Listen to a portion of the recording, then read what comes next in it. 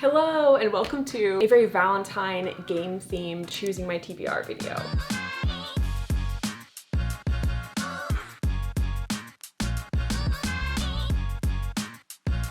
I just love coming up with different and new fun ways to choose my TBR. I feel like it's so fun and I am so indecisive when picking what books I want to read for the month. This TBR cart, I was just staring at it like, oh my gosh, I want to read every single book on this cart. How will I ever decide? And that's where our new TBR game has come into play. And this is actually my mom's idea, so shout out to my mom. She suggested that I do a bookish bingo board. And since we are entering the month of love, I thought I would make it a little more Valentine's Day themed with a bunch of Valentine's kind of prompts on here. Also, the turtleneck on this sweater feels a little ridiculous. It's so thick and it's so tall, but this is the most pink sweater I own and it is cold outside, so it's fitting. And I do need to do a little more crafting before my bookish bingo board is done. So let's finish making this board and then I will explain how it's gonna work. The first thing I did was find a bingo board template in Canva and then I customized it to be bookish and more pink. Then I printed the board and some little bows that I'll use to mark off the squares that are chosen. And then the next step I need to do is cut everything out. I'm watching My Life with the Walter Boys while I cut everything out. I watched the first episode of that show when it first came out and then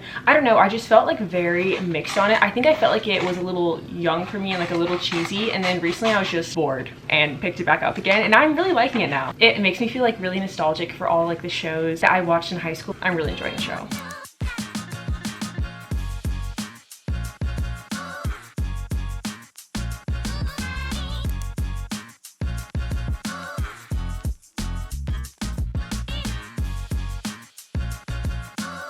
All done. Oh, my sweater like totally matches the board. Wait, that's epic. Like I said, I used a template on Canva to make the bingo board. I'll have the template by Walrus D linked below and then also have my bookish version of their template linked below as well, so you guys can use the bingo board too. And one thing that made making my bingo board in Canva so much easier was using Opera. I've been using Opera as my internet browser for a little while now and I absolutely love it. My favorite thing about Opera is that you can watch videos and control your music without interrupting your browsing experience. I love watching YouTube videos while I work, and with the latest version of Opera, Opera 1 R2, I can easily pop out the video so I can watch and work at the same time. And similarly, you can also detach the music player and move it wherever you want. And probably the most helpful feature to me is they have a split screen feature, which is fantastic for multitasking, fact checking, or researching. My personal favorite way to use this feature is reading book reviews while online book shopping. Another thing I love about Opera is how cute and aesthetic it is. You can customize literally everything: colors, sounds, animations. I feel like I can focus so much better when my workspace looks cute and clean. And Opera has been a huge help in keeping me organized. I love their tab traces feature, which allows you to track your recently used tabs thanks to a subtle underline. The more recently visited the tab, the darker the underline. And their tab islands feature allows you to group tabs into categories. I can just expand or collapse them whenever I need. And I have to mention Aria. It is an AI tool that is built into the browser. I just open Aria on the command line using Command or Control /. I love that I can ask Aria questions without having to open a new tab or interrupt what I'm doing. Plus, Aria can create images from a single prompt with the image generation feature, or analyze an image I upload thanks to the image recognition tool. And a huge thank you to Opera for sponsoring this video. If you want a browser that has a ton of cool features and is aesthetically pleasing, definitely check out Opera. You can download it by clicking the link in my description. Okay, now let's talk about how to play the bookish bingo board. I will pull a piece of paper out of here, which will give us a letter and a number, like say A1, which is the first square, and I will then use that prompt to pick a book for my TBR. And I have the prompts on this paper in white and pink. The different shades of pink make no difference. The white ones are general prompts, and then the pink prompts are kind of Valentine's romance themed. And if I get bingo 5 in a row, I'll get to pick whatever book I want for the next book on the TBR. Okay, let's figure out what our first prompt is going to be.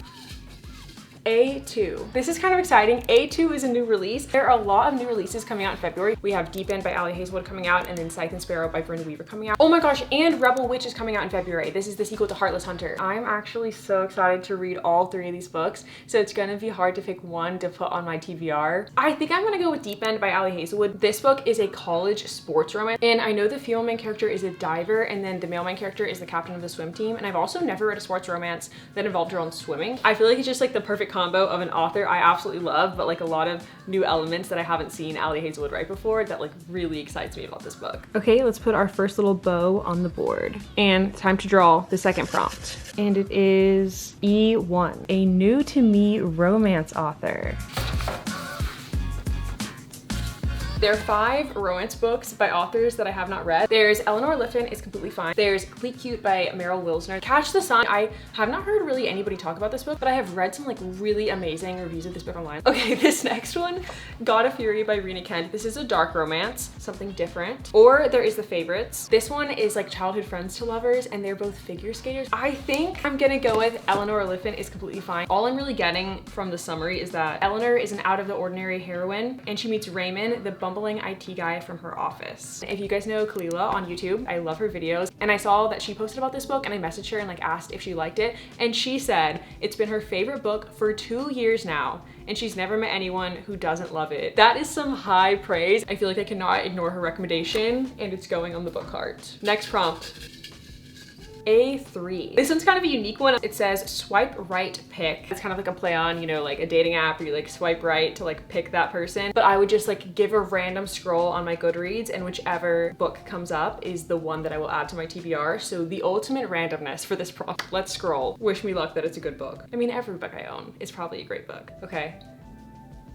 Oh no. Okay, this isn't a bad one, but I am scared. So Her Soul to Take is a dark romance. I got this book whenever I went book shopping in New York over the summer. If you saw that video, I was book shopping with a bunch of different book creators, but specifically Larissa, also known as Larry Reads, and she is a big dark romance reader. So I was like, while I have you, would you recommend me some dark romance books? She's like the queen of dark romance. And so this is one of the books that she recommended. And it does feel quite out of my comfort zone, but I also trust Larissa's book taste. He is a demon. He is a demon. So it is a paranormal dark romance, and it says that she loves the supernatural and ghost hunting, but summoning a demon was never part of the plan. I am thinking about in February of filming like a video of like books I've been scared to read, or like books I've been avoiding, or just like books out of my comfort zone, something along those lines. So let me know if you guys would want to see a video like that. So if I do film that, this book would be absolutely perfect for that. Okay, 3rd book on the TBR, and another bow we can put on the bingo board. A3 complete. Next one to draw.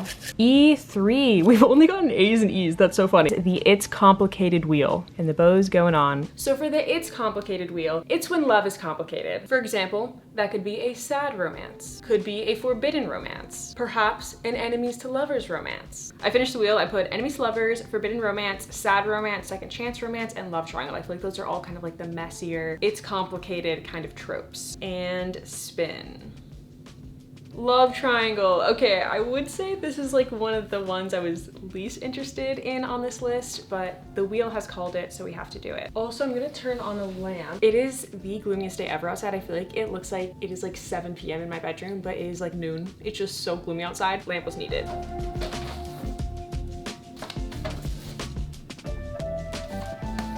None of these books seem to have a love triangle. I think the closest one is The Dixon Rule by Elle Kennedy. This is the 2nd book in the Campus Diary series. I did read the 1st book, The Graham Effect, which is gonna be in a reading vlog soon. I really liked it. And the kind of like love triangle-esque element in this book is that the romance is between Diana and Shane. And Shane's long-term girlfriend broke up with him, so he's kind of on the rebound. And it says when his ex comes back into the picture, he gets Diana to pretend to be his fake girlfriend to make his ex jealous. So I don't know if it's like a full love triangle, but it like gives the love triangle potential plot. So The Dixon Rule is going to be our next book going on the TBR. Prompt number 5.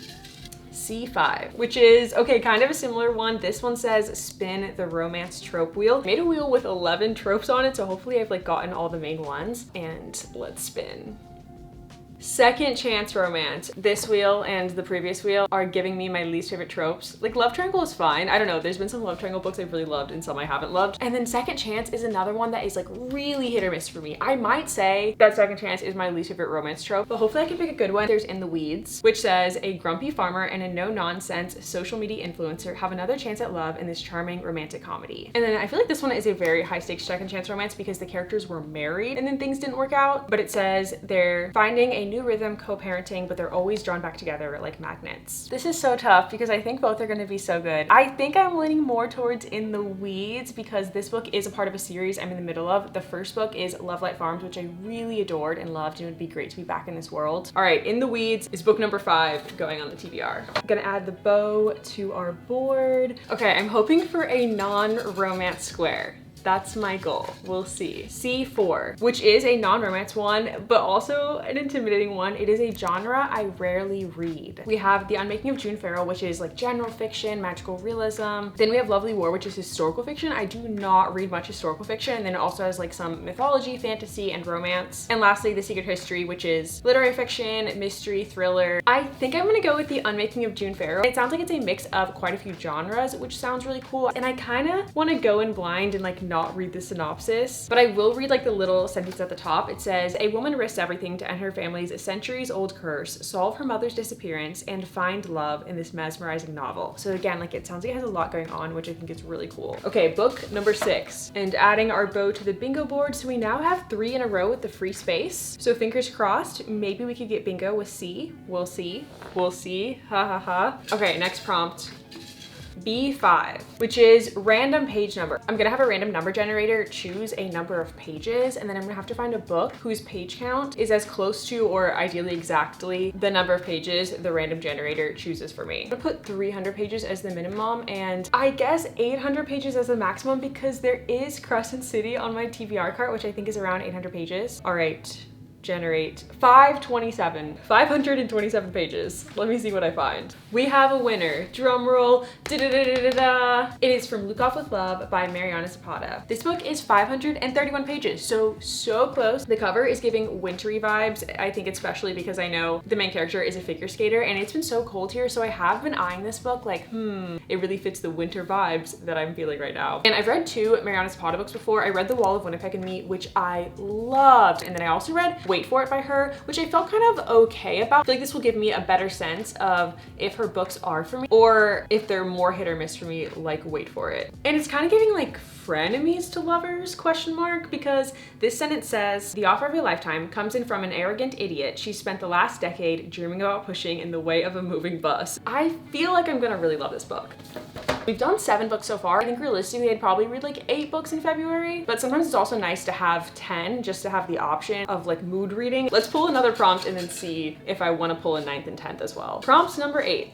B3. Ooh, also, this gives us 4 in a row, which if we got D3, we would get bingo. And this prompt is a seasonal book. Okay, From Look Off With Love was a perfect seasonal book because wintry. So we need to pick another wintry book. And to be honest, I think there's one clear winner for a winter book, and that is Spinning Silver. I do not want to push this into my next winter TBR, so I like need to prioritize reading this book. And it's a fairy tale retelling based on Rumpelstiltskin, which I'm actually not like really familiar with the Rumpelstiltskin fairy tale, so maybe I'll have to read the fairy tale and then read this book so I can get like more of the references. But I really love that this is a standalone fantasy book. It's thick, it's almost 500 pages, but I like that this allows me to read fantasy, a new story, a new world, new characters without having to dive into an entire series. And then it has romance too. I'm like not sure how big the romance plot is in this book, but I know there is some romance. And it says that the main character can turn silver into gold, which I think is where the Rumpelstiltskin element comes in. And it says that she's torn between 2 deadly choices and she has 2 unlikely allies, and they embark on this quest together. So it feels like very like epic adventure fantasy just based on the synopsis. Okay, since we are so close to bingo, I feel like we have to try pulling at least one more prompt to see if I can get bingo. We got this. E4, not bingo, unfortunately, is audience chooses. Okay, this is really fun. I'm gonna do an Instagram poll, and I think I'm gonna put the 2 new releases, Scythe and Sparrow and Rebel Witch, on the poll. Because I don't own the books, I just took a picture of the first books in the series, but I'm gonna cover them up so it won't matter, and then add emoji clues for the 2 books. I finished the emojis. For Scythe and Sparrow, I put a circus tent and a motorcycle because our female main character is a circus motorcycle performer. And then the whole series has some kind of like murder element to it. It's definitely kind of like dark humor, dark romance. So I thought the knife and the like matte red heart were very fitting for that. And then for Rebel Witch, this is a romance between a witch and a witch hunter. I kind of like struggled for the emojis for this one. To be honest, I don't like the witch emoji. I don't know what it is about it, but I just don't like it. So I put the like wilting rose because that really is just giving me romantasy. I put the bow and arrow because he's a witch hunter, and then the black heart because enemies to lovers, and then I put the butterfly because it's called the Crimson Moth duology. All right, I'm gonna post this story and then we'll come back to this one after people have voted. Okay, I wasn't sure if I was gonna do 10 books, but since we're waiting for the poll results anyway, we might as well do one more while we wait. All right, what will it be? A5. Okay, A5 is a romantasy. For the romantasy, I kind of want to do one that is a part of a series that I'm in the middle of. For a series that I'm in the middle of, I could do Curse of the Wolf King. This is part of the Entangled with Fae series, and it's a Cinderella retelling, which I don't know why, but that also gives me like big winter vibes. I could also do the last book in the Hades Persephone series. This is a series I've loved the first 3 books. It's like a Greek mythology romance based on Hades and Persephone, but I read book 3 so long ago, so part of me is just like, I have to get invested. Or we could do Apprentice to the Villain. This is a sequel to Assistant to the Villain. Or, okay, wait, we should do this one. The Gilded Cage is the 2nd book in the Prison Healer series. This is a series I just started. Our main character, who is a prisoner, and she works as the healer in the prison, and then she has a chance to enter these deadly trials, and if she wins the trials, she wins her freedom, but no one has ever survived the trial so far. So that's the setup for book 1. So much like information and things I didn't see coming at the end of the book. So I'm really excited to start book 2. My only complaint was that book 1 did move kind of slow, so I'm scared that book 2 is going to be slow as well, but hopefully it won't be. So let's add The Gilded Cage to my TBR. It's the next day. I wanted to wait a day to check the Instagram poll results. My guess is that Scythe and Sparrow is gonna win, just because I think the emojis for that one were more unique, but I have no idea. Rebel Witch won, okay, but it was really close. 49% voted for Scythe and Sparrow and 51% voted for Rebel Witch. Rebel Witch, metaphorically going on the TBR. Honestly, would have been so happy if either won, because I would say they're both 5-star predictions for me. I think Rebel Witch is a little more, because Heartless Hunter was literally just so good. Their chemistry, amazing, and like Gideon Sharp, he had my heart. Like even when you're not supposed to like him or you're like not sure how to feel about him in the beginning, I still loved him somehow. So that is now the complete 10-book TBR. To recap, there's 2 new releases that I'll need to go out and buy this month, Deep End and Rebel Witch. There's 3 that are a part of series I'm in the middle of. The Gilded Cage, a part of the Prison Healer trilogy. The Dixon Rule, which is a part of the Campus Diary series. And In the Weeds, which is a sequel to Love Light Farm. And then we've got 3 other romances. Eleanor Elephant is Completely Fine, Her Soul to Take, and From Luke Off with Love. And then Spinning Silver, which is a fantasy. And then The Unmaking of June Pharaoh, which is a lot of genres, but I think mostly magical realism. Overwhelmingly romances on the TBR, which I do think is fitting for February. And let me know which of these books you guys would most want to see me read, because I don't know if I'm gonna get to all 10, but if I were to read like 7 or 8, what are your like top 1 or 2 recs for me that I should prioritize? I think for me, I'm probably most excited about the new releases just because I've been waiting for them to come out. And then I'm also really excited for the Dixon Rule, From Luke Off with Love, and Spinning Silver, but I genuinely feel like I'm gonna love all of them. And with that, I'll see you guys in my first February video. Bye!